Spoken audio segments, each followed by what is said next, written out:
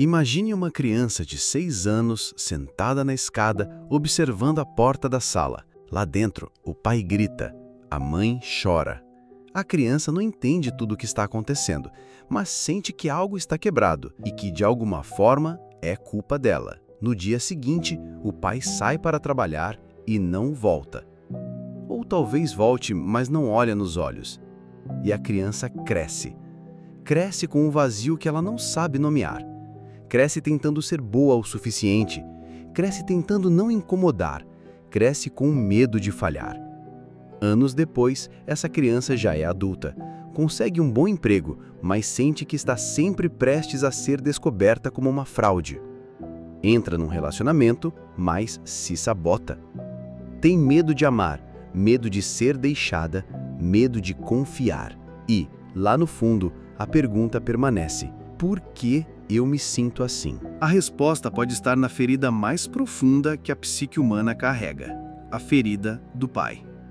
Segundo Freud, os traumas que mais nos moldam não são os que lembramos com clareza, mas os que foram enterrados no inconsciente.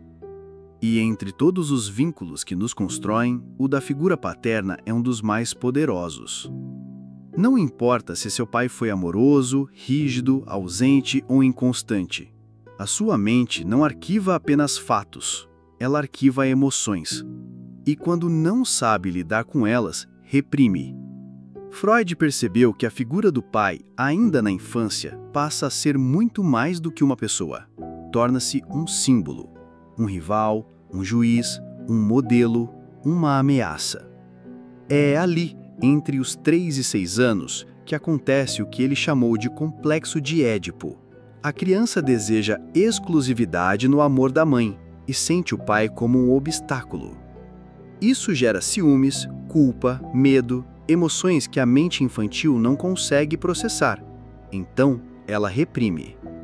Mas o que é reprimido não desaparece. Fica guardado, moldando silenciosamente nossas escolhas. Talvez por isso você sinta medo de desafiar figuras de autoridade. Talvez se anule em relacionamentos. Ou, ao contrário, viva desafiando chefes, líderes, pessoas que te lembram, sem perceber, aquela figura do passado. Mesmo quem teve um pai ausente não escapa. A mente não aceita o vazio. Ela preenche com fantasias, idealizações ou com raiva acumulada. Com o tempo, essa figura paterna deixa de existir só no mundo exterior. Ela é internalizada. Vira uma voz crítica dentro da sua cabeça. Aquela que te diz que você nunca é suficiente, que precisa agradar, que precisa provar seu valor. Freud chamou isso de superego, a instância interna que vigia, censura e castiga, mesmo quando ninguém está olhando. E é assim que repetimos, na vida adulta, dramas que começaram na infância. Você pode mudar de cidade, de parceiro, de carreira. Mas se não mudar o enredo interno, as mesmas situações voltam, com outras caras, mas com os mesmos efeitos. Isso tem um nome: repetição compulsiva. É o inconsciente tentando resolver no presente o que ficou em aberto no passado. Escolhemos parceiros frios como pais distantes. Fugimos do amor como se fugíssemos da dor antiga.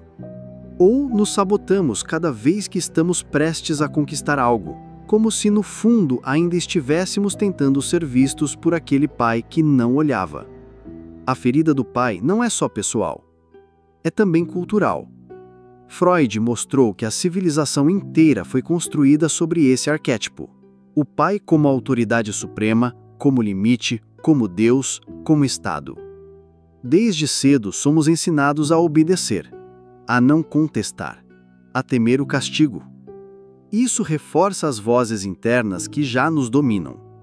Mas a boa notícia é: esse ciclo pode ser quebrado. A cura começa quando você reconhece que essa voz crítica dentro de você não é sua, é uma construção. Um resíduo emocional de algo que não pôde ser compreendido quando você ainda era pequeno demais. Não basta entender isso racionalmente. É preciso trabalhar isso em profundidade. Observar seus padrões, nomear os sentimentos, buscar ajuda se for necessário. Você não precisa viver tentando provar algo a alguém que já não está mais aqui. Você não precisa continuar se moldando para caber numa expectativa que nunca foi sua. A verdadeira liberdade não é viver sem conflito, é saber de onde vem o seu conflito. É poder escolher um caminho diferente daquele que foi programado sem o seu consentimento. Então, eu te pergunto, se você soubesse que muito do que te limita hoje não é fraqueza, mas trauma, o que mudaria agora? A ferida do pai pode ter te moldado, mas ela não precisa definir quem você vai se tornar.